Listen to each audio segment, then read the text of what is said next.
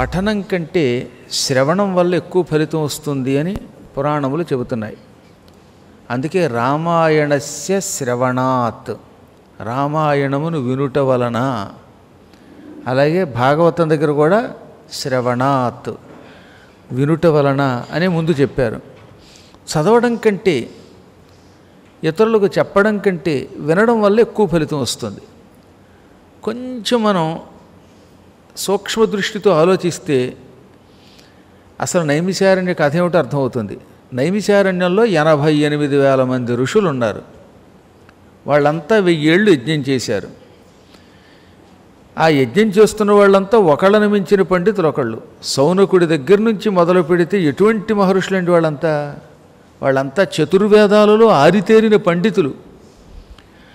ఉపనిషత్తులు జఫాగ్రం మీద అంటే నాలుక చివర పెట్టుకున్నవాళ్ళు, అనగా కంఠస్థం చేసిన వాళ్ళు, వ్యాకరణ విద్యలు తెలిసిన వాళ్ళు, వాళ్ళకి అందరికీ పురాణాలు తెలుసు. అయినా సూతుణ్ణి కూర్చోబెట్టుకుని ఎందుకు పురాణం విన్నారు? అంత పండితులయ్యుండి కూడా పురాణం వినడానికి గల కారణం, పురాణము వినడం వల్లే ఎక్కువ ఫలితం వస్తుంది కనుక.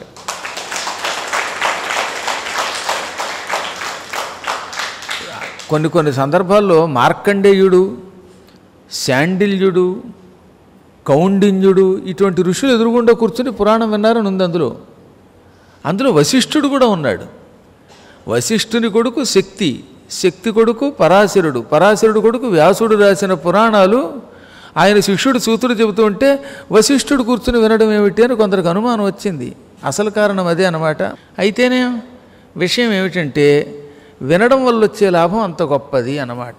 అందుకనే రామాయణమును వినుట వలన లేక భాగవతం వినుట వలన వచ్చే ఫలితం చదవడం వల్ల వచ్చే ఫలితం కంటే 1000 రెట్లు ఎక్కువట. సర్వవేదేషు యత్పుణ్యం సర్వతీర్థేషు యత్ఫలం సకృత్ పురాణశ్రవణాత్ తత్ఫలం లభతే నరః. సమస్త వేదములు నిరంతరం చదవడం వల్ల వచ్చే ఫలితం, సకల తీర్థయాత్రలు చేయటం వల్ల వచ్చే ఫలితం, సకృత్ అంటే ఒక్కసారి పురాణశ్రవణాత్, పురాణం వినడం వల్ల వస్తుంది కనుక శ్రద్ధగా పురాణం వినాలి. ఆ వినేటప్పుడు ఇంక మధ్యలో మీరు ఎంత గొప్పవాళ్ళని ఇక్కడికి రాకూడదు.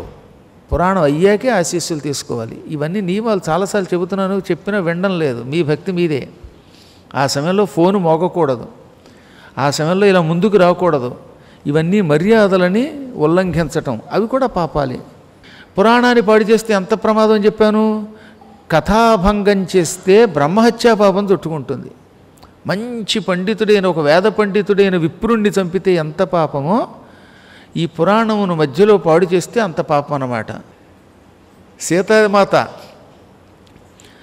పదే రాముడు ఇంకా ఎందుకు రాలేదని దుఃఖిస్తూ ఉంటే హనుమంతుడు హఠాత్తుగా అన్నాడు, అసలు ఎందుకమ్మా ఇంత ఆలస్యం? రాముడి దగ్గరికి వెళ్ళి సీతను చూశానని, ఆమె ఫలానా చోట ఉందని చెప్పడం, ఆయన మళ్ళీ ఇక్కడికి కష్టపడి రావడం, ఆ తర్వాత ఎంతో యుద్ధం జరగడం, జరిగిన తర్వాత నువ్వు ఆయన కలుసుకోవడం, ఇదంతా పెద్ద ప్రక్రియ, ఆలస్యముతో కూడిన ప్రక్రియ, కాలం గడిచిపోయాక జరిగే ప్రక్రియ. కాబట్టి ఈ గందరగోళం అక్కర్లేకుండా ఈ క్షణమే నేను రాముడి దగ్గరికి తీసుకుపోతాను. నాకు ఆ శక్తి ఉన్నది. నువ్వు నా వీపు మీద ఎక్కి కూర్చో.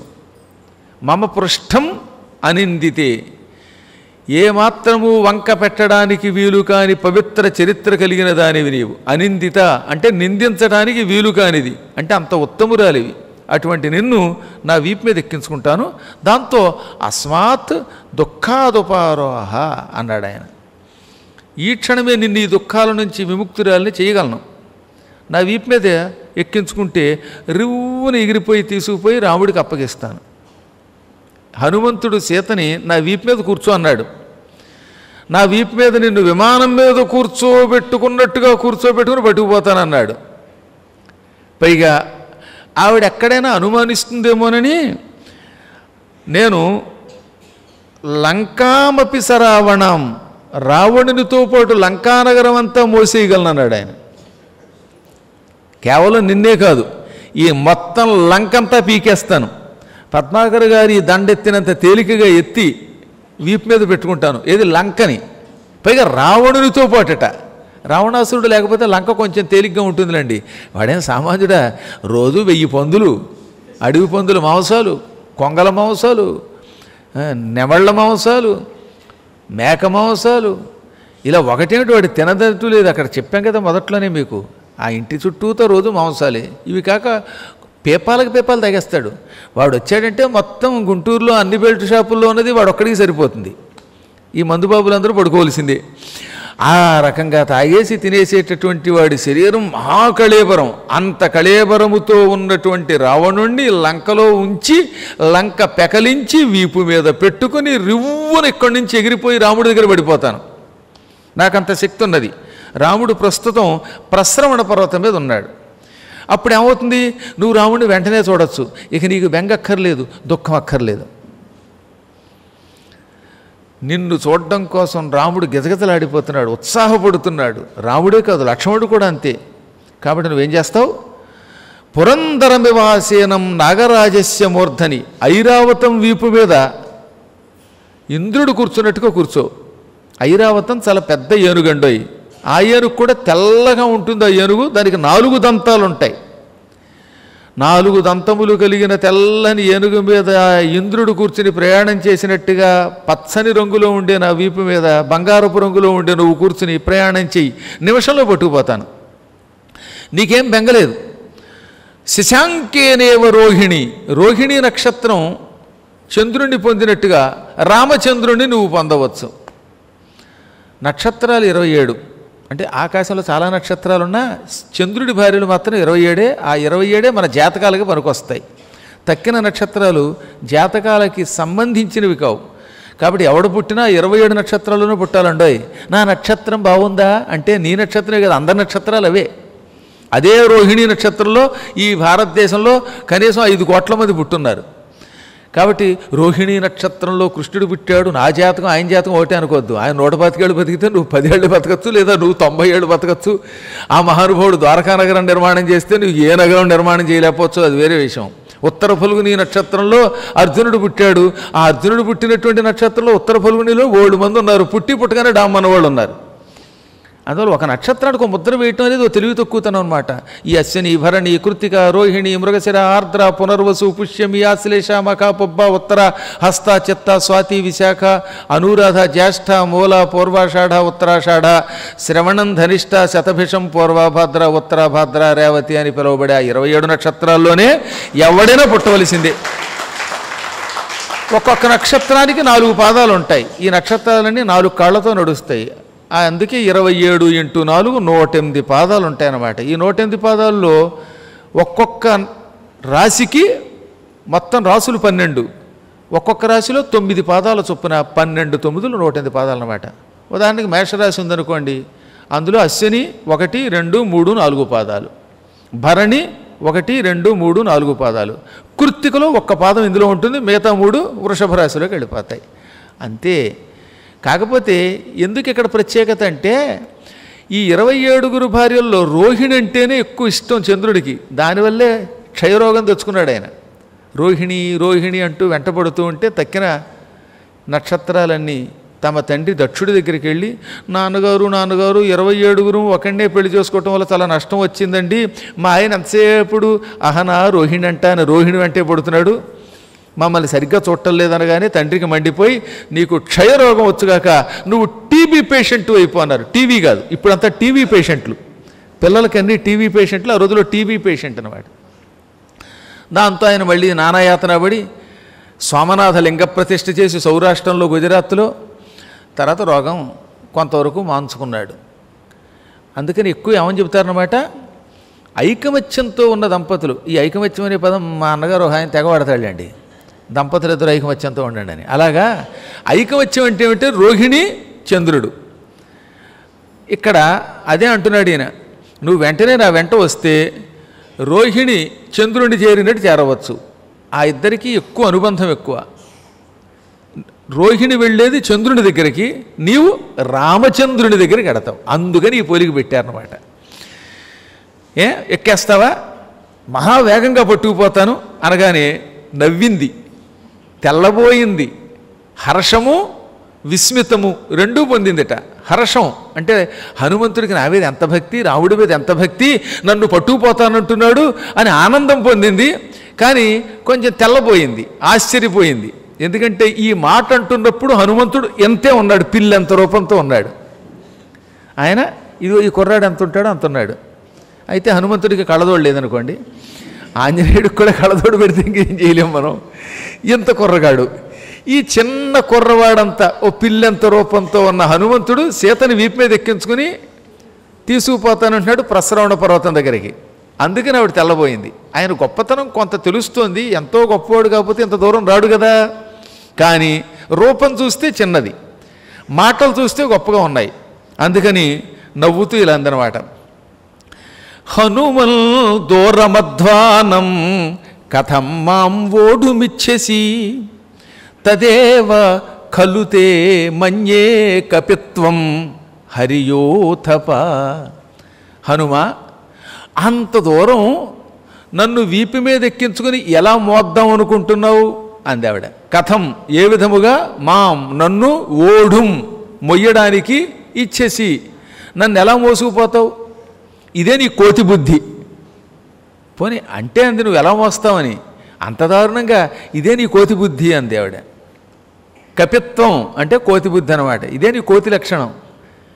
లేకపోతే ఈ పిచ్చి మాటలు ఏమిటి, నేనెంత నీవెంత, ఇంత పొడుగున్నదాని నేను, నువ్వు అల్ప శరీర, చిన్న శరీరం కలిగిన వాడి. నువ్వు చూస్తే ఎంత ఉన్నావు, పిల్లెంత, నేను చూస్తే అంత పొడుగున్నాను మధ్య చెట్టులాగా.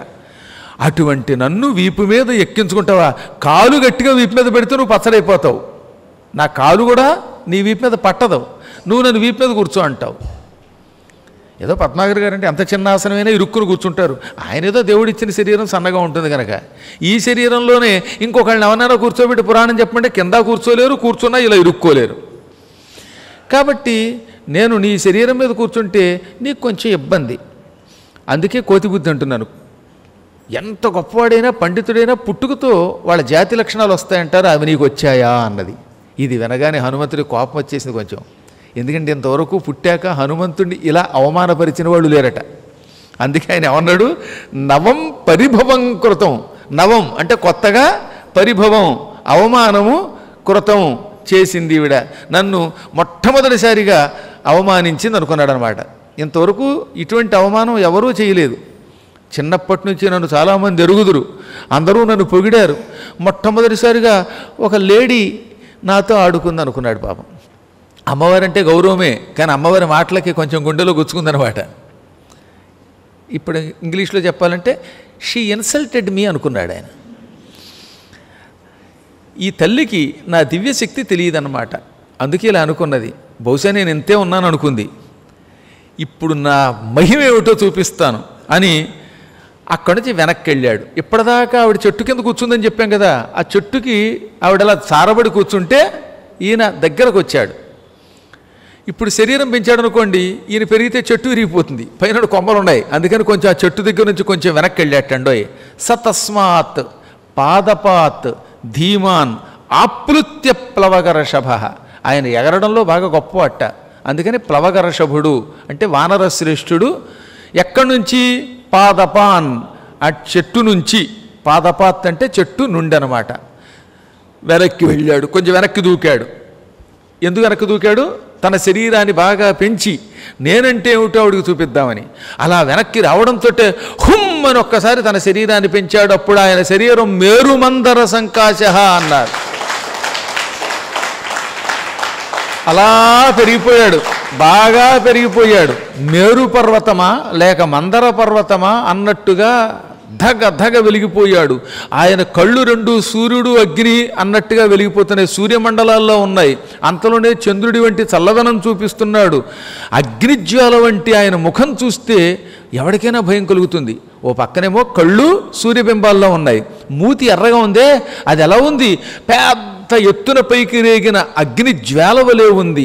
పర్వత శరీరంతో ఎర్రని ముఖంతో మహాబలవంతుడైన ఆయన అలా బయటికి దంతాలు చూపించాడు. ఒక్కొక్క దంతం ఒక్కొక్క వజ్రాయుధంలో ఉంది ఏకంగా. అంత పదునైన పెద్దనైన తెల్లని కోరలు, భీమ పరాక్రమంతో ఉన్నాడు ఆయన.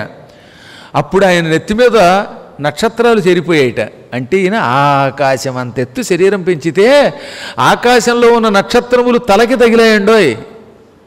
ఆ నక్షత్రాలు ఎలా ఉన్నాయో తెలుగులో మొల్ల తన రామాయణంలో రాసింది. మొల్ల కవయిత్రి చాలా గొప్పది. మీరు శ్రీశైలం వెళ్ళేటప్పుడు అక్కడ ఆత్మకూరని ఒక ఊరు ఉంటుంది కర్నూలు వెళ్ళే రూట్లో. శ్రీశైలమేమో పక్కకి వెళ్ళిపోతారు, అలా పక్కకి వెళ్ళిపోకుండా కొంచెం ముందుకు వెళ్ళిపోతే డైరెక్ట్గా ఆత్మకూరు అని ఉంటుంది కర్నూలు రూట్లో. ఆత్మకూరులో పుట్టి పెరిగింది. చాలా గొప్ప కవయిత్రి, రామభక్తురాలు ఆవిడ. డోర్నాల నుంచి శ్రీశైలం వెళ్లకుండా ముందుకు వెళ్ళాలన్నమాట ఘాట్ రోడ్లో. ఆవిడ చిన్న పద్యమే కానీ ముచ్చటైన పద్యం రాసింది. చుక్కలు తల పువ్వులుగా అక్కజముగమేను వెల్చి అంబర వీధిల్ వెక్కసమై కనుపట్టిన అక్కోమల్లి ముదమునొందే ఆత్మస్థితికిన్. ఆయన ఆకాశమంతెత్తు తన శరీరం పెంచితే ఆకాశంలో ఉన్న నక్షత్రములు ఆయన తలకి తగిలి ఆయన నెత్తి మీద ఎవరైనా పువ్వులు పెట్టి పూజించారా అన్నట్టుగా కనపడ్డట్టు ఆయన. హనుమంతుడిని పువ్వులతో పూజిస్తాం కదా, విగ్రహం మీద పువ్వులు పెట్టినట్టుగా ఆయన శిరస్సు మీద ఎవరైనా ఆకాశంలో ఉన్న దేవతలు పువ్వులు పెట్టారేమో అన్నట్టుగా ఒక్కొక్క నక్షత్రం ఒక్కొక్క పువ్వులు అద్దగా వెలిగిపోతోంది. ఈయన చూస్తే బంగారపు కాంతి, నక్షత్రాలేమో తెల్లగా ఉన్నాయి, బంగారపు విగ్రహం మీద తెల్లని పువ్వులు పెట్టినట్టుగా ఉందన్నమాట. అంతటి దివ్య రూపం చూపించాడు ఆయన. చూపించి వైదేహి ఇప్పుడు విను నా మాట, సపర్వత వనోద్దేశాం సాట్టప్రాకార తోరణాం లంకాం ఇమాం సనాథాం వా నయితుం శక్తిరస్తిమే. అమ్మా ఇప్పుడు చూచావా నా శరీరాన్ని, ఈ శరీరం ఎంత పెద్దదో బాగా పరీక్షించి చూసుకో. కొండలతో గుట్టలతో నదులతో ఉన్న భవనములతో ఉన్న లంకానగరం మొత్తం పెకలించి వీపు మీద పెట్టి నిమిషంలో రాముడి దగ్గరికి వెళ్ళగలను. ఈ బోడి లంకో లెక్క నాకు, అసలు భూమినే పెకలిస్తాను. మొత్తం భూమిని కూడా కొండలతో సముద్రములతో వీపు మీద పెట్టి మోసుకుపోయే అపూర్వమైన అపారమైన దివ్యశక్తి నాకున్నది. అర్థమైందా? అందువల్ల నువ్వు సందేహం విడిచిపెట్టు, ఈ క్షణమే వీపు మీద కూర్చో. కన్ను మూసి తెరిచేలోపు మహావేగంగా నిన్ను రాముడి దగ్గరికి తీసుకువెళ్ళి ఆయన దగ్గర పెడతాను అనగానే ఒక క్షణం ఆవిడ ఆ రూపాన్ని చూసి ఇంకా కంగారు పడింది. ఇందాక చిన్న రూపం చూసి నవ్వింది, ఇప్పుడు ఇంకా విస్మయం పొందింది. అంతలో నేను నవ్వుతూ, వానరోత్తమ నీకు శుభం కలుగ్గాక, నువ్వు వాయువు కంటే వేగంగా వెడతావని తెలుసు, నీ శరీరం అగ్ని వంటి తేజస్సుతో వెలిగిపోతోందని నాకు తెలుసు. ఊహకి అందనంత వేగంగా నువ్వు వెళ్ళేవాడివి కాకపోతే రాముడు నన్ను అన్వేషించడానికి నిన్నెందుకు పంపుతాడు? ఎంతోమంది ఉండగా నిన్నెందుకు పంపుతాడు? రాముడు ఒక వ్యక్తిని తన దగ్గర పనివాడిగా పెట్టుకున్నాడంటే వాడి బుద్ధి తెలుసుకుని వాడి గొప్పతనం తెలుసుకునే పెట్టుకుంటాడు. పనికి మాలిన వాడిని, ఇవాళ ఉండి రేపు పారిపోయేవాడిని, ఇలాంటి వాళ్ళని ఇవ్వండి రాముడి దగ్గరికి చేర్చాడండో. రాముడు తన దగ్గరికి చేర్చాడంటే ఆ వ్యక్తిలో ఏదో తేజస్సు ఉంటుంది, గొప్పతనం ఉంటుంది, భక్తి ఉంటుంది, వాడు ఆ పని చేసి పెడతాడనే నమ్మకం ఉంటుంది. అందుకే రామచంద్రుడు నిన్నెన్నుకున్నాడు. నీ గమన వేగం నాకు తెలుసు, కానీ ఎందుకు ఇలా తిప్పాను అని నువ్వు అడగచ్చు. ఇంత దూరం వచ్చిన నీ అసలు రూపం ఏమిటి, నీ దివ్య రూపం ఏమిటి పరిశీలించాలనిపించింది. రాముడు ఒక వ్యక్తిని పంపాడు, ఆ వ్యక్తి మహాత్ముడు, కానీ ఆ మహాత్ముడి యొక్క దివ్యశక్తి ఎంతో తెలియాలి. మామూలుగా నేను నిన్ను నాయనా నీ అసలు రూపం చూపించు, నీ నిజ రూపం చూపించు, దివ్య రూపం చూపించు, విశ్వరూపం చూపించు అంటే నువ్వు చూపించవు. అబ్బెబ్బే వద్దులే తల్లి అంటావు, సిగ్గుపడతావు. అందుకనే దెప్పాను, దబ్బనంతో పొడిచినట్టు పోటు పొడిచాను. ఆ మాటలు పొడవడం వల్ల మాటలు ఈటలట, పొడిస్తే అప్పుడు ఆయనకు కోపం వచ్చి అసలు రూపం చూపించాడు. ఎవడైనా అంతేనండి, రెచ్చగొడితేనే వాడు తన దివ్యశక్తిని ప్రదర్శిస్తాడు. లేకపోతే ముందు ఉట్టినే సరదా కోసం శక్తి ప్రదర్శించడు కదా. అందువల్ల ఆవిడ దబ్బనం పొడిచిందంటే ఒక చిన్న కథ ఉందండి, అద్భుతమైన కథ. మా చిన్నప్పుడు మంచి చందమామ కథ ఉండేది. పూర్వం పాపం ఒక ఆయన వ్యాపారం చేసుకునేవాడు. చాలా వ్యాపారులకు ఉన్న ఇబ్బందులు చాలాసార్లు చెప్పాను. పాపం ఏదో అందరూ వ్యాపారం చేసుకుని కోట్లు సంపాదించేస్తున్నారు అనుకుంటారు. ఎన్ని పాటలు పడితే ఓ వ్యక్తి ఓ వ్యాపారం చేస్తాడనేది అది చేసిన వాడికి తెలుస్తుంది. ఏ వృత్తిలో అయినా కష్టాలు ఉంటాయి, నష్టాలు ఉంటాయి, లాభాలు ఉంటాయి, అన్నీ తట్టుకోవాలి. పాపం ఈయన బయలుదేరి తన ఊరు నుంచి ఏవో వస్తువులు ఓ బస్తాలో వేసి మూట పట్టుకెళ్ళి రాజధానిలో అమ్మేవాట. ఈ అమ్మేలోపు దారి పొడుగుతో బోల్డ్ కష్టాలు, అడవిలో దొంగల బాధ. తీరా ఊర్లోకి వెళ్ళిన తర్వాత ఏమో ఆ ఊళ్ళో ట్యాక్సుల బాధ. ఊళ్ళోకి ఎంత సరుకు తెచ్చావు అనే సరుకుల మీద నిఘా వేసి దాని దగ్గర నుంచి లంచం లాక్కుని అమ్ముకోవడానికి మార్కెట్లో పర్మిషన్లు ఇవ్వడానికి ఎన్నో గొడవలట. ఆ రోజుల్లో కూడా అధికారులు కొంతమంది దొంగలు ఉండేవారు. ఒరే ఏం అమ్ముతున్నావురా? చింతపండు అండి. ఎన్ని మడుగులురా? దానికైతే ఇంత కడితేనే మార్కెట్లో అమ్ముకోవచ్చు అనేవాట. ఈ డబ్బులన్నీ కట్టుకుని చివరికి లాభాలు లేక నానా బాధపడుతున్నాడు ఈయన. అందువల్ల ఈయన పాపం నెత్తి మీదే బస్తాల మీద చింతపండు పట్టుకెళ్ళి అమ్ముకునేవాట. ఓ రోజు ఈయన చింతపండు చూస్తే ఓ 2-3 బస్తాల్లో ఎంత ఉంది, ఈ కాస్త పుచ్చుకొని ఏదో అమ్ముకుందాంలే డబ్బులు తెచ్చుకుందామని బయలుదేరాడు అడవి గుండా. ఆ అడవిలో చింత చెట్టు దగ్గరికి వెళ్ళాడు. లోపల ఉన్నది ఇంత చింతపండు, అదేమో చింత చెట్టు. ఆ చింత చెట్టు మీద పెద్ద భూతం ఢామ్మని దూకింది. నిన్ను తినేస్తానంది. నాకేం భయం లేదు, ఈ ట్యాక్సుల వాళ్ళు తెగ తినేస్తున్నారు అధికారులు, వ్యాపారానికి పర్మిషన్లు అడిగి వాళ్ళకి లంచాలు కట్టి చూస్తున్నాను, కావాలంటే మింగేయి అన్నట్ట. ఇదేమిట్రా, నన్ను చూస్తే ఎవరైనా భయపడిపోతారు, భూతాన్ని నన్ను చూసి భయపడలేదంటే మానవులు నీకంటే గొప్ప భూతాలమ్మా, వాళ్ళని చూసి నేనేమి జడిసిపోతున్నాను, మానవులను మించిన దెయ్యాలు భూతాలు లేరు, ఓరి బాబోయ్ సాటివాడిని పీక్కు తింటారు, అందుకే నాకు నువ్వంటే భయం లేదన్నట్ట. దీనికి కొంచెం కుతూహలం కలిగింది. మానవుల్లో అటువంటి భూతాలు ఉంటారా, అయితే నీతో వస్తాను, అలాంటి భూతాలను చూపించందిట. ఇలా వస్తే నువ్వు భూతాలను చూడలేవు, కాబట్టి నా చింతపండు బస్తాలో నువ్వు కొంచెం పొట్టిగా మారిపోయి కూర్చో, అప్పుడు నీకు అసలు భూతాన్ని చూపిస్తాను, భూతానికి కూడా జడుపు తెప్పించే భూతాలను చూపిస్తానన్నట్ట. కొంచెం కుతూహలం కలిగింది దానికి. అందుకని వెంటనే కాస్త శరీరాన్ని తగ్గించుకుని నల్లగా తుమ్మముద్దులో ఉంటుంది అది. ఆ భూతం ఈ చింతపండు మూటలో కూర్చుంది. మధ్య మధ్యలో చింతపండు కొంచెం అనుకుంటూ చింతపండు కూడా బాగానే ఉంది, మనుషుల మాంసమే అనుకుంటూ ఆ మూటలో కూర్చోగానే వీడు మూతి కట్టాడు, బొదం మీదట్టు బయలుదేరాడు. సరిగ్గా నగరం దగ్గరికి రాగానే అక్కడ కాపలవాడు ఏముంది మూటలో అన్నట్ట. చింతపండు అన్నాడు. చింతపండు అమ్ముకోవాలంటే రూపాయి పెట్టన్నట్ట. సరే రూపాయి ఇచ్చాడు. అక్కడి నుంచి ఇంకొంచెం ముందుకు వచ్చారు. అక్కడ మార్కెట్ ఉంది అమ్ముకోవడానికి. మనం ఇక్కడ ఉపన్యాసానికి వచ్చే ముందు ఆంజనేయ స్వామి గుడి దగ్గర చూడండి, కూరగాయలు పళ్ళు అవి మిరపకాయలు అమ్ముతారే, ఆ మార్కెట్ లాంటి మార్కెట్ అనమాట. ఆ మార్కెట్లో అమ్ముకోవడానికి పర్మిషన్ ఒకటి ఉందండి. ఆ పర్మిషన్ ఇచ్చేటటువంటి వాడు ఉన్నాడే, వాడి దగ్గరికి తీసుకెళ్ళాలి ఈ మూట. వాడి దగ్గరికి తీసుకెళ్ళగానే ఏముంది మూటలో అన్నట్ట. చింతపండు అండి. ఎన్ని మణుగులు? 4-5 మణుగులు అన్నట్ట. ఇలా దగ్గరికి తీసుకుని అందులో చింతపండే ఉందో బొంతపండే ఉందో చూస్తాను. వాడు దబ్బనం తీసి కసాపిస 4 పోట్లు పడిచాడు. అది దబ్బనం, తుప్పట్టిన దబ్బనం.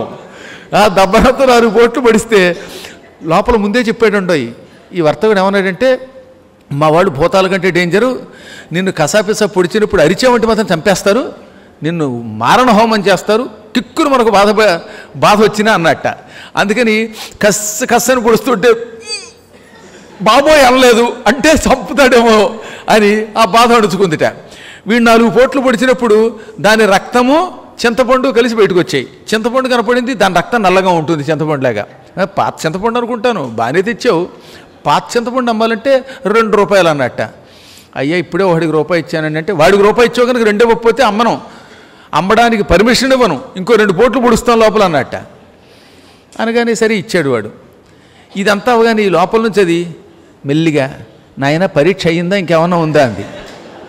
ఇంకా ఏముంది, అప్పుడే అమ్మడానికి ప్రయత్నిస్తున్నాను, కంగారు పడకనగానే, ఒరే నాయన నీకు పుణ్యం ఉంటుంది, ఈ మనుష్యులనే భూతాలను చూస్తాము అని నేను ఎప్పుడు అనుకోలేదు, తొందరగా కానివరా అందిట. ఈ లోపు ఇంకో తోడుకి తీసుకెళ్ళాడు. అక్కడ ఇంకో దబ్బడంతో ఇంకోటి పొడిచాడు. పొడవగానే ఇది, నన్ను అడవికి తీసుకెడితే నీకు 10 రూపాయలు ఇచ్చుకుంటాను, నీకు పుణ్యం ఉంటుంది, ఇంకెప్పుడు నేను మనుషుల దగ్గరికి రాను అందిట. సరేనని వీడి మూట పట్టుకొచ్చేశాడు. చింతపండు అని అబద్ధాలాడి మొత్తం మీద దాన్ని సేవ్ చేసి ఈ చింత చెట్టు దగ్గరికి తీసుకురాగానే ఆ మూతెప్పగానే అది బయటకు వచ్చి ఒళ్ళంతా చూపించి ఎన్ని పోట్లు పొడిచాడు, డొక్కలో పొడిచాడు, ఎక్కడ పొడిచాడు. ఎవడరావాడంటే దబ్బనం గాడని ఒకడున్నాడు, వాడు పెద్ద భూతంగాడు, వాడు ఇలాగే పొడుస్తాడు. చూచావా భూతమా, మేము మానవులు ఎన్ని కష్టాలు పడుతున్నామో, నీకంటే పెద్ద భూతాలు వాళ్ళు. 2 పోట్లు తింటే నువ్వే బాబోయ్ అన్నావే, మానవులు రోజు లంచం పోట్లను ఉన్నాయి, ఆ పోట్లు తిని ఎంత బాధపడుతున్నావో తెలుసు అంటే, దబ్బనం కంటే లంచం పోటు గట్టిగా ఉంటుంది అందుటది. దబ్బనం పోటుగా ఉంది, ఒంటికి మందు వేసుకుంటే తగ్గుతుంది, కానీ మానవులు పుచ్చుకునే లంచం పోట్లు ఉన్నాయే, ఆ పోట్లు తగిలాయంటే యావత్ జీవితం వాడు చచ్చిపోతాడు. కాబట్టి నేను ఎన్నో కష్టాలు పడుతున్నాను అనగానే, నాయన నీవే జాలేసింది, ఇంకెప్పుడు ఈ మనుషులు ఉన్న చోటికి రాను, నేను హిమాలయ పర్వతాలకు పారిపోతున్నాను, నీకంటే దెయ్యాలేనయ్యం అని ఆ భూతం చింత చెట్లు ఇంత బంగారం పట్టుకొచ్చాడు మొహం మీద వేసి పారిపోయిందిట. కాబట్టి ఎందుకు చెప్తానంటే, మన మానవులు ఎంత గొప్ప భూతాలో చూసారా. స్థలం కొనాలంటే, అమ్మాలంటే మళ్ళీ మధ్యలో ఒక దళారి, లక్షలు లక్షలు పొయ్యాలి. తీరా పర్మిషన్ రావాలంటే, పాతది పడగొట్టాలంటే పర్మిషన్, కొత్తది కట్టాలంటే పర్మిషన్, కరెంట్ కనెక్షన్ రావాలంటే పర్మిషన్. నువ్వు ఏం చేసినా అన్నిటికీ పర్మిషన్లకు వచ్చేవాడికి చెయ్యాలా తడుపుతూ ఉండవలసిందే. అలా తడపగా తడపగా తడపగా ఇదిగో ఇలా అయిపోయాం. శరీరం బక్క చిక్కిపోతుంది, ఎండిపోతాం. పైగా ఈ లంచాలు పుచ్చుకున్నాడు ఏమంటాడు తెలుసా? గురువుగారు బయటవాడికి అయితే కనెక్షన్ ఇవ్వడానికి 1000 అడుగుతామండి, మీ దగ్గర కాబట్టి 5000 అండి. ఎందుకంటే నేను ఏదో పురాణం చెప్పేస్తూ ఉంటే అక్కడ ఏదో ఆ పండు పెట్టారు కదా, అదంతా డబ్బు అనుకుంటున్నారు వాళ్ళు. అది దిక్కుమాల జామకాయ, నేను ఏమన్నా తింటానో తెస్తానా? అది తింటే దెబ్బకి మళ్ళీ మర్నాడు గొంతుకు పోయి తెస్తాను. ఆ జామకాయలు ఏవో బంగారం పెట్టారని దాని అంటే డబ్బు ఉందని ఆ పిచ్చాడు అనుకుంటాడు. నా దగ్గరే ఉంది డబ్బు, కాబట్టి నా దగ్గర ఇంకొంచెం ఎక్కువ పుచ్చుకుంటున్నారండి. ఇందులో రవ్వంత అసెత్తు లేదు, అడగండి మా పీఠంలో ఉన్నటువంటి వాళ్ళని. నేను మామూలు వాటికంటే కనెక్షన్లకు కానీ పనులకు కానీ అందరికంటే ఎక్కువ ఇచ్చుకోవాల్సి వస్తుంది. కారణం పండితుడు అవ్వడం వల్ల, గురువుగారు మంచివారు అనడం వల్ల. బాబు ఎవడి కష్టాలు వాడివి, సీత కష్టాలు సీతవి, పీత కష్టాలు పీతవి, శిష్యుడి కష్టాలు శిష్యుడివి, గురువు కష్టాలు గురువువి. సరే ఏది ఏమైనా నాయన అలా నిన్ను దబ్బనంతో పొడిచినట్టుగా పోటు పొడిస్తే నీకు కొంచెం ఉక్రోషం వచ్చింది, నీ దివ్య రూపం చూపించావు. నీవెంత గొప్పవాడివి, సందేహం లేదు. అయినప్పటికీ నేను నీతో రావడానికి వీల్లేదు. నువ్వు వీపు మీద నన్ను ఎక్కించుకుని రివ్వున ఆకాశంలో ఎగురుతావు. మధ్యలో ఏముంది? సముద్రం ఉంది. ఆ ఎగిరేటప్పుడు సముద్రం చూడగానే నాకు కళ్ళు తిరుగుతాయి. విమానంలో ఎక్కి కూర్చుంటేనే మా బంధువుల్లో ఒక ఆయన విమానం అదేం పక్కకి పడిపోం మనం, అయినా సరే కిటికీ దగ్గర కూర్చుని బాబోయ్ బాబోయ్ అండం. కళ్ళు మూసుకుని నువ్వు తెరిస్తే ఒట్టు. ఎంత పెరిగితనం ఏమిటో తెలియదు కొంతమందికి.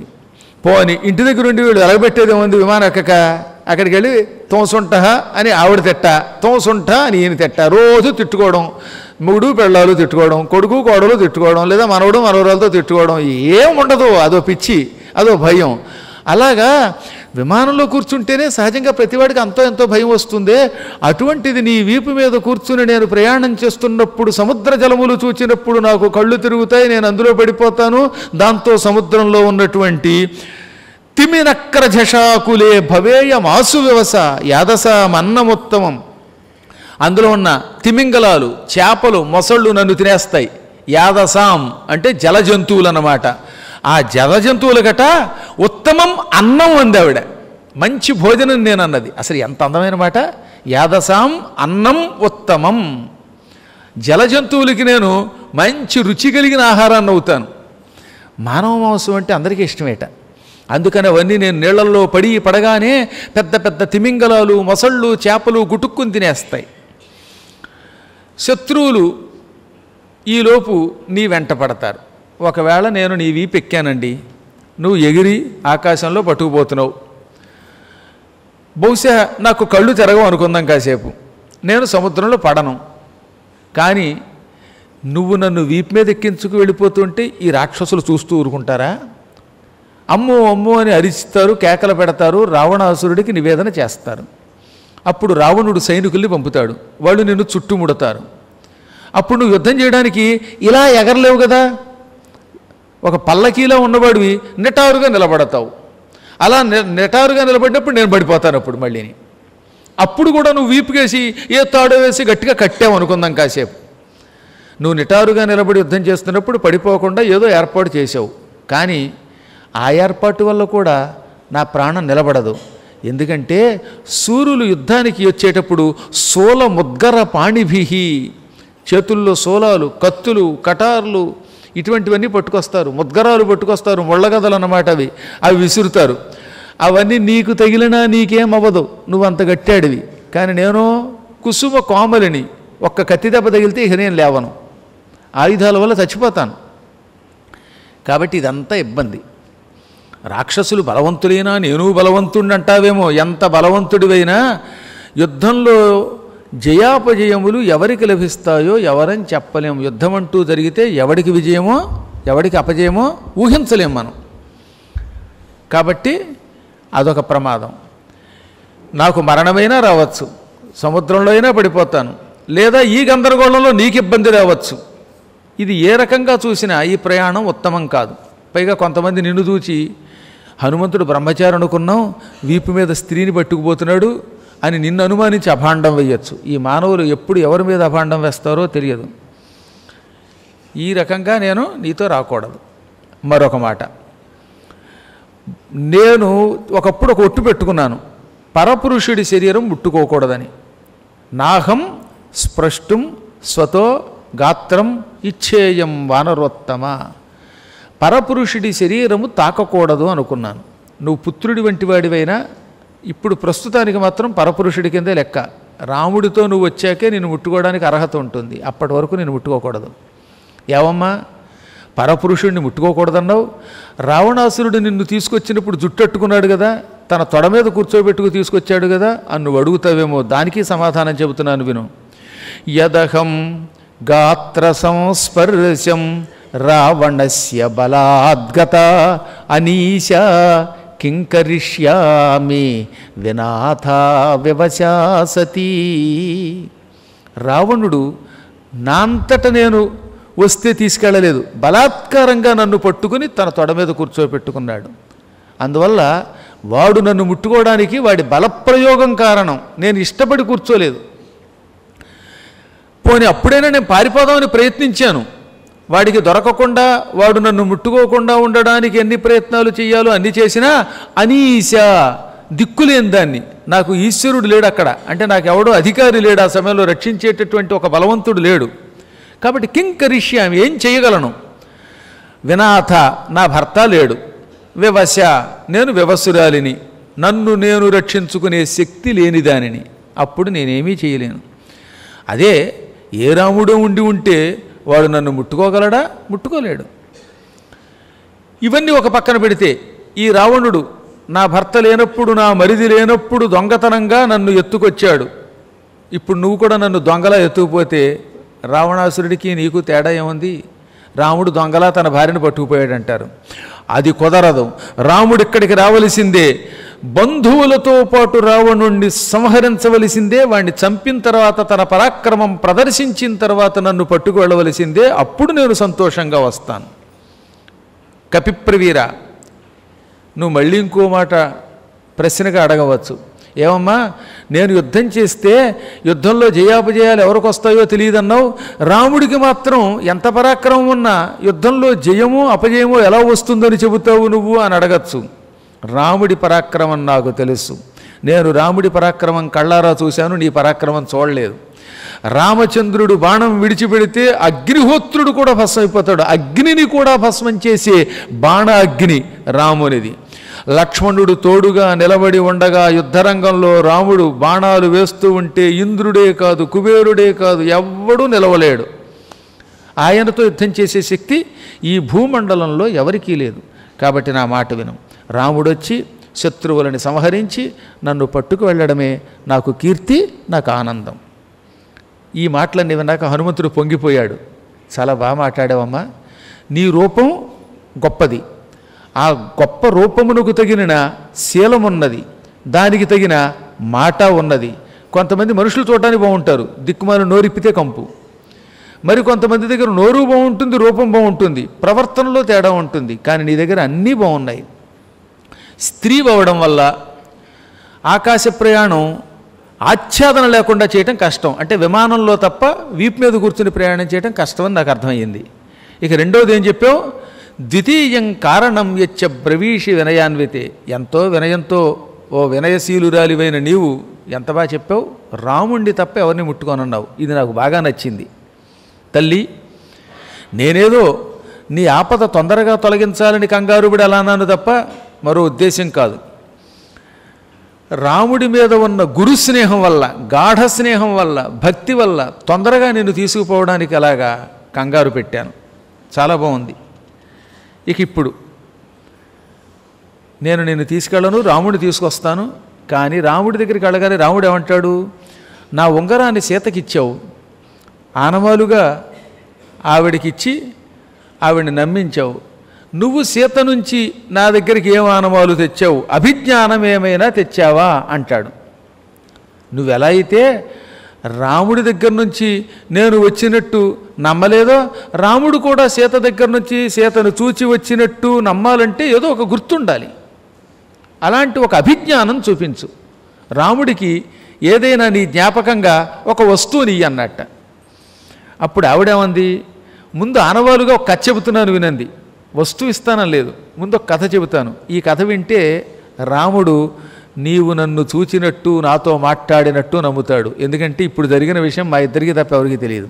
ఆ సమయంలో అక్కడ లక్ష్మణుడు కూడా లేడు. ఇది ఒకప్పుడు చిత్రకూట పర్వతం మీద మందాకినీ నదీ తీరంలో ఉన్నప్పుడు జరిగింది. మందాకినీ తీరంలో చిత్రకూటం అనే పర్వతం మీద మేము కొంతకాలం ఉన్నాం. అక్కడ ఒక సిద్ధాశ్రమం కట్టుకున్నాం. ఆ సిద్ధాశ్రమం దగ్గర ఉన్నప్పుడు లక్ష్మణుడు ఎక్కడో బయటికి వెళ్ళాడు. నేను అక్కడ చెట్లకి నీళ్లు పోసి పోసి అలిసిపోయాను. ఓ చోట కూర్చున్నాను. ఇంతలో రాముడు వచ్చాడు. సీత, నీ తొడ మీద తల పెట్టుకుని నిద్రపోతాను, అలిసిపోయాను అన్నట్ట. సరేనండి అంది ఆవిడ. రాముడు ఆవిడ తొడ మీద తల పెట్టుకుని నిద్రపోయాడు. గాఢంగా నిద్రపోయాడు. ఇంతలో ఎక్కడి నుంచి వచ్చిందో ఒక కాకి వచ్చింది. ఆ కాకి ముక్కు గుణపంలో ఉంది. సహజంగా కాకి యొక్క ముక్కులు చాలా గట్టిగా ఉంటాయండి. చిన్నప్పుడు నా చేతిలో బజ్జీ ఉండేది 5-6 ఏళ్ల వయసులో. ఆ బజ్జీ తింటూ ఉంటే కాకి వచ్చి వీపు మీద పోటు పొడిచి ఆ బజ్జీ ఎత్తుకుపోయింది. నా బజ్జీయే పట్టుకుపోయింది నాకు 5 ఏళ్ల వయసులో. మంచి మైసూరు బజ్జీలు మా అమ్మగారు భలే వేసేవారు. అందులో నేతి బజ్జీ. ఇప్పుడు కూడా నేతి బజ్జీ గుర్తుకొచ్చినప్పుడల్లా అనుకునేవాడిని చిన్నప్పుడు. ఇప్పుడు పెద్దయ్యాక బాగుండదు, ఏడవడం బాగుండదు. కానీ కాకి పొడిస్తే ఎలా ఉంటుందో చూశాను నేను. కొంచెం వీపు మీద అలా ఓ పోటు పొడిచి ముక్కుతోటి చిన్నపిల్లలు అలా పొడుస్తుందన్నమాట. చేతిలోనే పట్టుకుపోతుంది. చిన్నపిల్లలు ఏం చేస్తారన్నమాట, నా బజ్జీ వీపు మీద ఎంత దెబ్బ తగిలినా సరే నా బజ్జీ అంటాడు వీడు. బజ్జీ ఒకటి ఓ పక్కనేదేమో పొడిచి పట్టుకుపోతే. అలా కాకుల యొక్క ముక్కులు గుణపాల్లో ఉంటాయి, గట్టిగా పొడుస్తాయి అన్నమాట. అది నిద్రపోతున్న రాముడి ముఖాన్ని చూచింది. సీత దగ్గరకు వచ్చింది. అక్కడ చిన్న పొరపాటు ఏం జరిగిందంటే, ఆవిడ పమిట కొంగుందే ఈ వక్షస్థలం మీద నుంచి తొడ మీదకి వెళ్ళిపోయింది. ఆ కొంగు మీద తల పెట్టుకున్నాడు రాముడు. దాంతో ఇప్పుడు ఆ కొంగు తీసుకోవడానికి లేదు, తన వక్షస్థలం కప్పుకోవడానికి లేకుండా ఉంది. అప్పుడు ఒక స్తనం, కుడి స్తనం బయటకు కనపడుతోందిట. ఈ కాకి వచ్చి ఆ స్తనాన్ని ఓ పోటు పొడిచింది. ఈవిడ ఇలా అనేసరికి అది పారిపోయి మళ్ళీ వచ్చింది, మళ్ళీ పొడిచింది. ఆ భయంకరమైన కాకి పదే పదే ఆ స్తనాన్ని పొడిచి గీరి మాంసం బయటికి లాగేసింది. దాంతో అందులోంచి మాంసము పైకి వచ్చింది, నెత్తురు కూడా కారిపోయింది. పాపం సీత సిగ్గుపడింది. గట్టిగా కదులుదామంటే కదిలితే ఏమవుతుంది, తన శరీరం కదలడం వల్ల రాముడికి మెలకు వస్తుంది. నిద్రపోతున్న రాముడికి నిద్రాభంగం కలిగించటం ఇష్టం లేక ఆ బాధను ఆవిడ సహించిందిట. అయితేనే రాముడికి నిద్రాభంగం అయ్యింది. ఎందుకంటే తతస్సముక్షితో రామో ముక్తై శోణిత బిందుభి. ఈ వక్షస్థలం నుంచి రక్తం బాగా కారి ఒక్కొక్క బిందువు వేడి నెత్తుటి బిందువులు రాముడి ముఖం మీద పడ్డాయి. సహజంగా రక్తం వేడిగా ఉంటుంది. అందులో కొంచెం ధారగానే నెత్తురు వచ్చి రాముడి ముఖం మీద పడగానే రాముడు ఉలిక్కిపడి లేచాడు. ఇలా ముఖం మీద ఏం పడిందని తుడుచుకుంటే చేతికి రక్తం కనపడింది. ఏమిటి రక్తం అని ఆయన తొడ మీద నుంచి లేచి కూర్చున్నాడు. బాగా పరిశీలించి చూశాడు. ఎదురుగుండా సీతాదేవి వక్షోజం, అదేమో గాయపడి ఉంది. అందులోంచి నెత్తురు కారుతూ ఉంటే ఆయన తెల్లబోయి, సీత ఏమిటి రక్తం అన్నాడు. ఎవడో ఏదో చేశాడు, అందువల్లే ఈవిడ వక్షస్థలం గాయపడిందని కనిపెట్టాడు. ఆ వెంటనే కోపంతో ఏమన్నాడు, కేనతే నాగనాసోరు విక్షతం వై స్తనాంతరం క్రీడతి సరోషేణ పంచవక్త్రేణ భోగినాగా. ఓ సుందరి, ఎవరు నీ వక్షోజాన్ని గాయపరిచిన వాళ్ళు, నీ వక్షస్థలాన్ని గాయపరిచిన దుర్మార్గుడు 5 తలలు కలిగిన పాముతోటి ఆడుకుంటున్నట్టు అవుతుంది. రాముడి కోపం తెప్పిస్తే, సీతని గాయపరిస్తే ఆ వ్యక్తిట 5 పడగలు కలిగిన పాముతో ఆడుకోవడం వంటి పని చేసినట్టేట. అసలు పాము అంటేనే భయంకరం, విషసర్పం అది. అందులో 5 పడగలు కలిగిన తాచుపాముతో ఆడుకోవడం మరీ ప్రమాదం కదా. అది బుస్సుని కట్టేస్తే దెబ్బకి చచ్చిపోతాడు ఎవడైనా.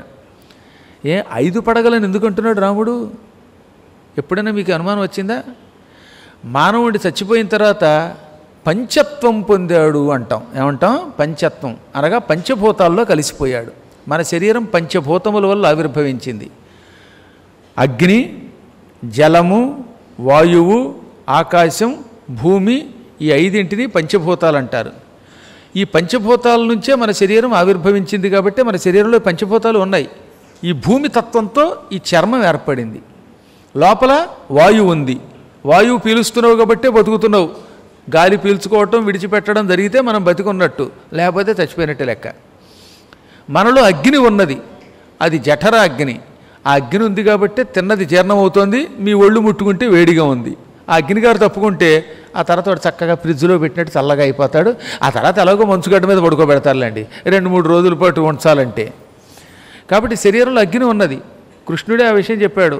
అహం వైశ్యానరో భూత్వా ప్రాణినాం దేహమాశ్రితః ప్రాణాపాన సమాయుక్త పచామ్యన్నం చతుర్విధం. నేను వైశ్యానరుడనే పేరుతో ప్రాణుల శరీరంలో ఉంటాను, వాళ్ళు తింటున్న ఆహారాన్ని జీర్ణం చేస్తున్నాను అన్నాడు ఆయన. ఇక ఇది కాక మనలో వినడానికి పనికొచ్చే ఒక శబ్దగుణకం ఉన్నది, అదే ఆకాశం అంటే. ఈ చెవుల్లో ఉన్న రంధ్రాలు, అందులో ఉన్న కర్ణభేరి, వినడం ఉన్నది ఈ శబ్దం. ఈ శబ్దం అంతా ఆకాశ స్వరూపం. ఇది కాక మన శరీరంలో బోలెడంత నీరుంది. రోజు తాగుతూనే ఉన్నావు నువ్వు నీరు లోపలుంటేనే మనం బతుకుతాం. అసలు మానవ శరీరంలో అన్నం కంటే జలమే ఎక్కువ ఉంటుందని సైంటిస్టులు చెప్పారు. ఈ విధంగా భూమి, అగ్ని, జలం, వాయువు, ఆకాశం ఈ 5 మన శరీరంలో ఉంటాయి. ప్రాణం పోతే ఈ 5 కలిసిపోతాయి. అగ్నిలో కలిసిపోతుంది, జలంలోకి వెళ్ళిపోతుంది, శబ్దం ఆకాశంలో కలిసిపోతుంది, వాయువులో లీనమైపోతుంది, శరీరం కాలిబూడిదాక మట్టిలో కలిసిపోతుంది. అందుకని మనిషి వస్తే పంచత్వం పొందెను, 5 భూతాల్లో కలిసెను అంటారు. పంచభౌతిక శరీరం పంచభూతాల్లో కలిసిపోయింది.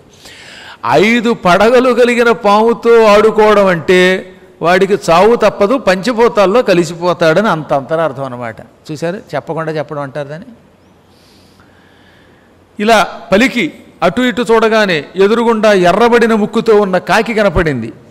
ఓసి దిక్కుమాలిన కాకి, నువ్వా సీతని గాయపరిచావు అనుకున్నాడు ఆయన. ఆ సమయానికి ఆయన దగ్గర ధనుస్సు లేదు, బాణాలు లేవు. వెంటనే అక్కడ ఓ దర్భ ఉంటే ఆ దర్భం తీశాడు. ఇలాగా గరిక, తృణము, దర్భ ఇవన్నీ తృణ విశేషములు, గడ్డి యొక్క విశేషములు. అందుకే డిక్షనరీలో తృణ విశేష అంటాడు.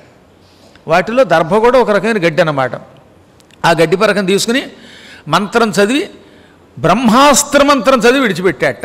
రివ్వున ఈ దర్భ కాస్త బ్రహ్మాస్త్రంగా మారిపోయింది. రాముడు కేవలం ఒక పరకని, దర్భని మంత్రించి విడిచిపెడితే ఆ దర్భాని పేరు కలిగిన గడ్డి భయంకర బ్రహ్మాస్త్రంగా మారిపోయింది. అది ఆయన మంత్రశక్తి అంటే. ఇది వెళ్ళి కాకి వెంటబడింది. కాకి హడిలిపోయింది. కావు కావు అంది. కాకి తెలుగుదనమాట. అది కావు అనే పదం తెలుగు పదం కదా, అంటే రక్షించని అర్థం అనమాట. కావు కావు రక్షించు రక్షించు అని బయలుదేరింది. కాకి కూడా తెలుగులో మాట్లాడుతుంటే మనం ఇంగ్లీష్లో మాట్లాడటం ఏంటి దిక్కుమాలాళ్ళం? హాయిగా కాకే కావు కావు అంటుందా? మనం ప్లీజ్ సేవ్ మీ అంటే వాడు సేవ్ చేస్తాడు. ఎందుకు సేవ్ చేస్తాడు? కాబట్టి రేపటి నుంచి కాస్త తెలుగులో మాట్లాడండి. కాకులను చూచి నేర్చుకుందాం.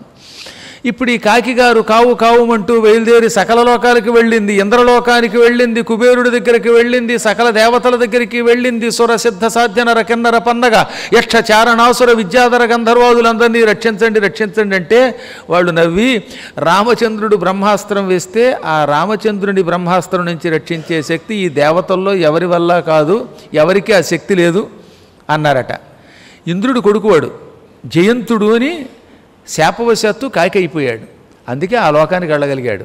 మామూలు కాకైతే ఇంద్రుడి దగ్గరికి ఎడుతుందే, దాని మొహానికి ఆ మర్రి చెట్టు మీద చుబి చెట్టు మీద కడితే ఒట్టు. అది మామూలు కాకి కాదు కాబట్టే రాముడు బ్రహ్మాస్త్రం వేశాడు. ఈ పిచ్చి కాకి మీద అయితే వేస్తాడా? వేడిగా.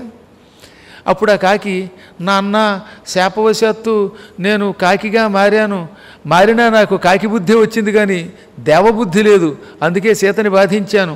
రాముడు బ్రహ్మాస్త్రం వేశాడు.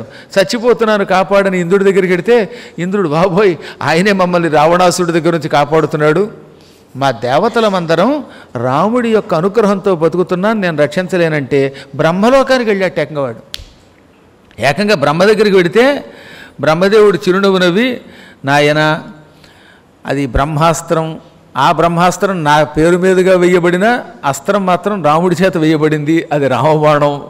రాముడు తప్ప ఈ అస్త్రం నుంచి ఇంకెవడూ రక్షించలేడు.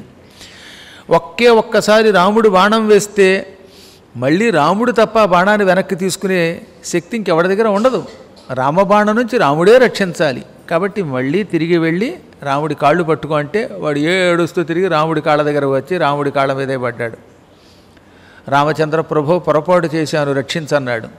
రాముడి లక్షణం ఏమిటి? ఎవడైనా ఒక్కసారి వచ్చి ఒక్కసారి రామా నేను నీ వాడిని అంటే అంతమాత్రానికే ప్రసన్నుడై వాడెవ్వడైనా రక్షిస్తాట. అది రామలక్షణం. అందుకే రాముడి గురించి రామాయణంలో ఏం చెప్పారు?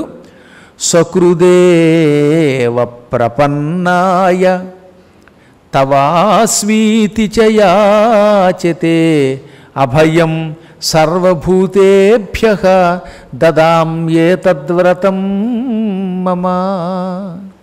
సకృత్తు ఒక్కసారి, మళ్ళీ 10 సార్లు అక్కర్లా. రామా నీవాణ్ణి, రామా నీవాడిని అని 2-3 సార్లు అడగక్కర్లా. ఒక్కసారి ఎవడైనా సరే రామా నేను నీవాడిని అన్నాడా, అలా అంటే చాలట. వాడు ఏ జాతి వాడైనా ఎటువంటి పాపాత్ముడైనా వాడికి నేను అభయం ఇస్తానన్నాడు ఆయన. సర్వభూతేభ్యః ప్రాణులందరికీ కూడా అభయం భయం లేకుండా అనుగ్రహిస్తాను. ఏతద్వ్రతం మమ, ఇది నా వ్రతం నా నియమం అన్నాడు ఆయన. అది రాముడి గొప్పతనం. అందువల్లే రాముడి కాళ్ళ మీద పడి రక్షించమనగానే రాముడు చిరునవ్వు నవ్వి నిన్ను రక్షిస్తున్నాను, కానీ నేను నీ మీద అమోఘమైన బ్రహ్మాస్త్రం వేశాను. ఈ అస్త్రం ఎవడి మీదన్నా వేస్తే వాడిని చంపాలి, లేదా వాడి అవయవాల్లో ఏదో ఒక అవయవాన్నైనా తీసేయాలి. నేను ఆగ్రహంతో నీ మీద వేసిన ఈ బాణానికి నీ ప్రాణం 20 ఎక్కర్లా, నేను నిన్ను రక్షిస్తాను, ప్రాణదానం చేస్తాను, కానీ నీ శరీరంలో ఏదన్నా ఒక్క అవయవాన్ని ఇచ్చావా బతికిపోతావు అన్నట్ట. అప్పుడు అది ఏమన్నది? నా కుడి కన్ను తీసేసుకోండి అందుట. హినస్తు దక్షిణాక్షిత్వచ్చర ఇత్యథ సోబ్రవీత్.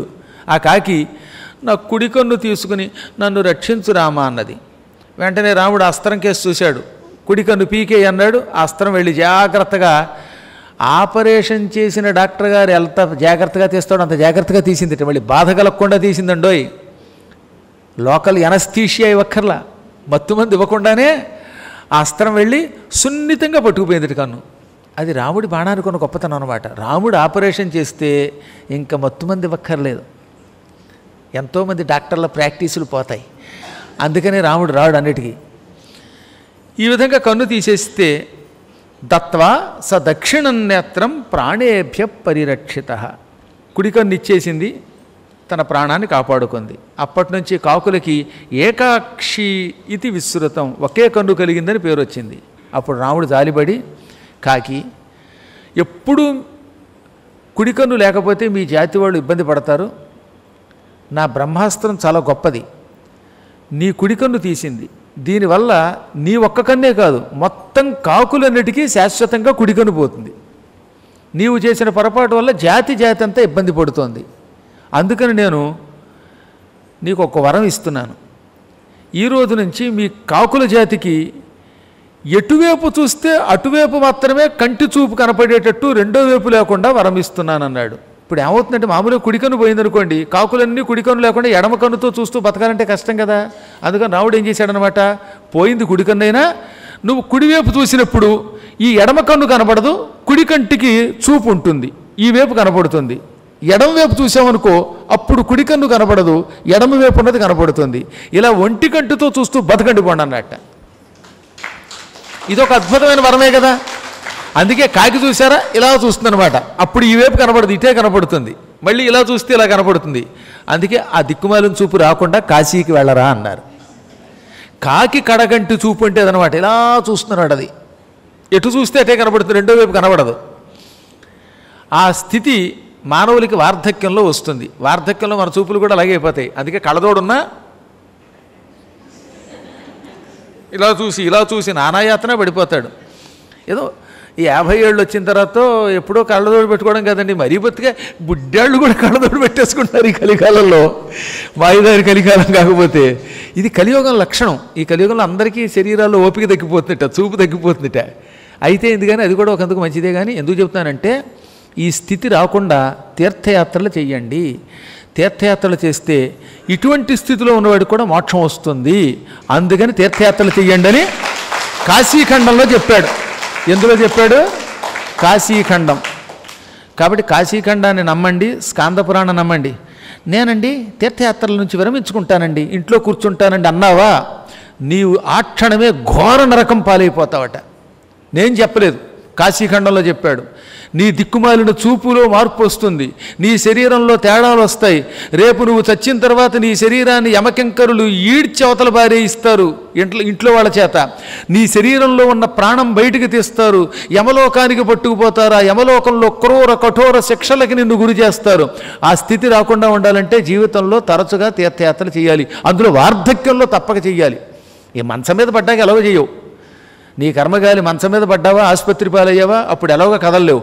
ఈ లోపే తీర్థయాత్రలు చెయ్యి. కాలు చేయాడునట్టి కాలమందే యాత్రలను చెయ్యాలి అని కాశీఖండంలో శివశర్మ అన్నాయని చెబుతాడు మనకి.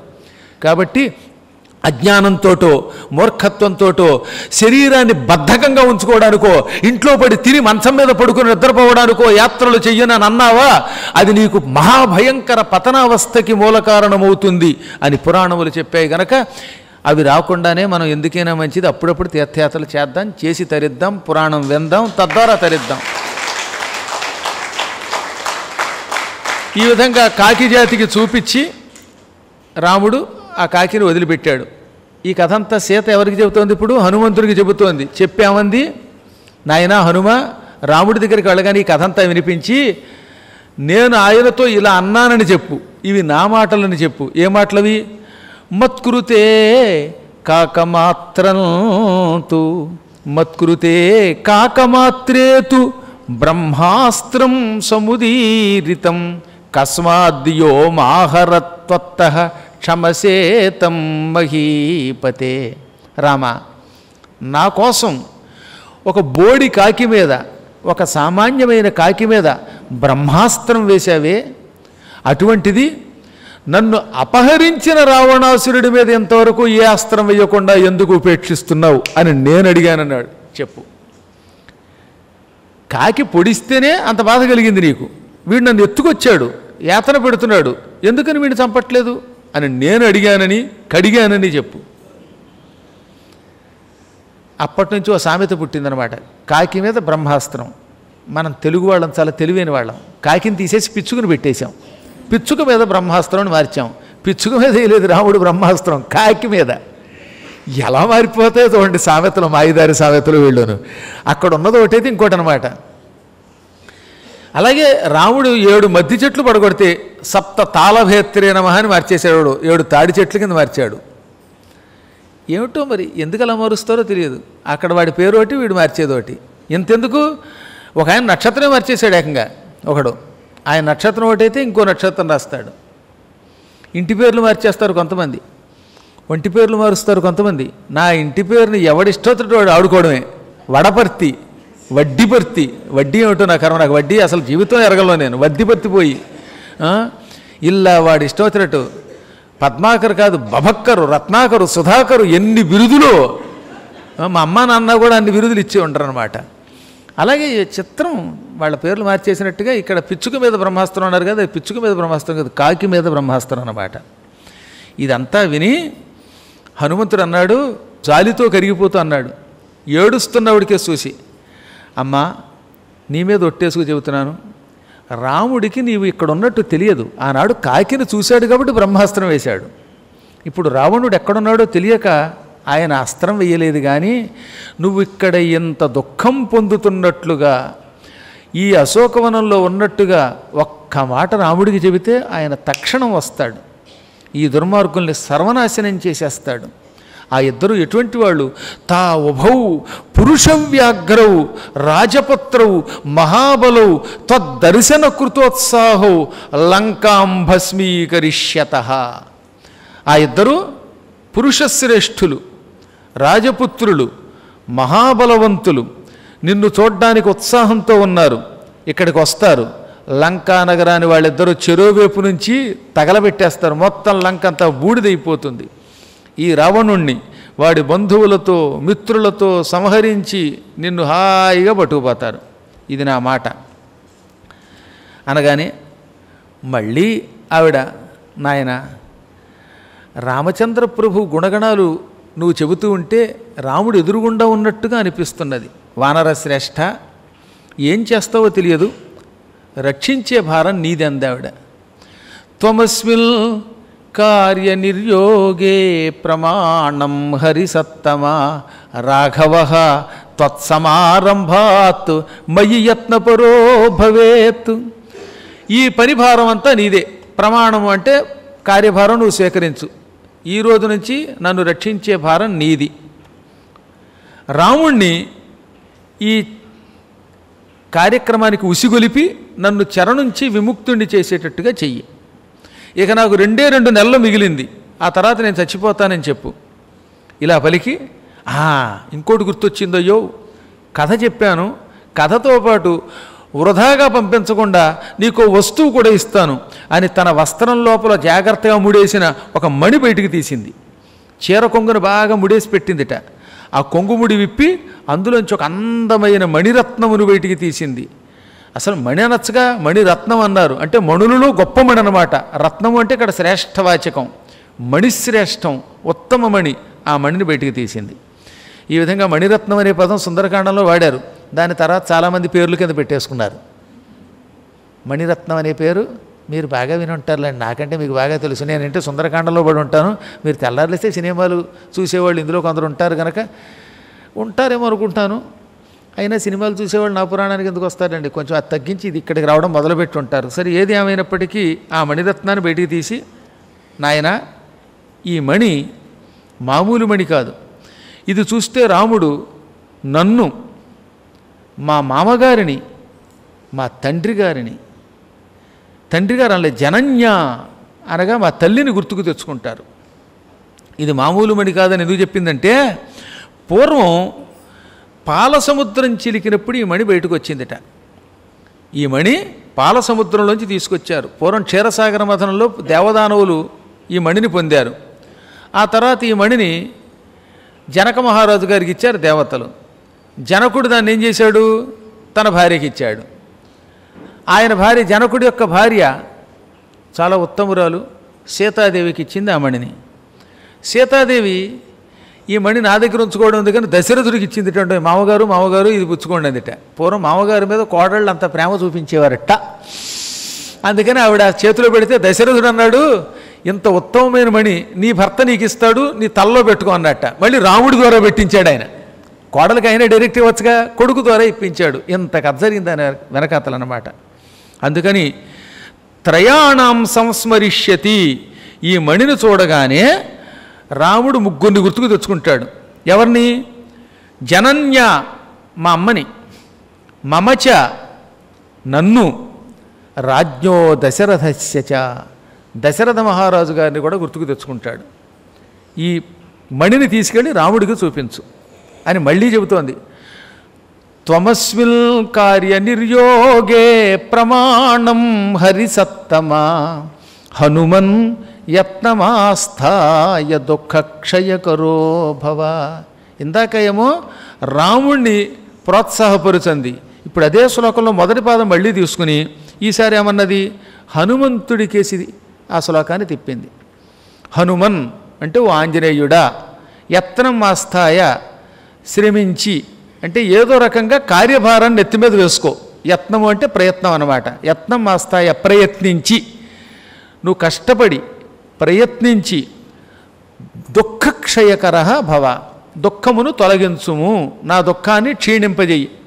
నీ కష్టాలు ఏం పడతావు నాకు అనవసరం, నువ్వు కష్టపడు, ప్రయత్నించు, నా దుఃఖం తొలగించు.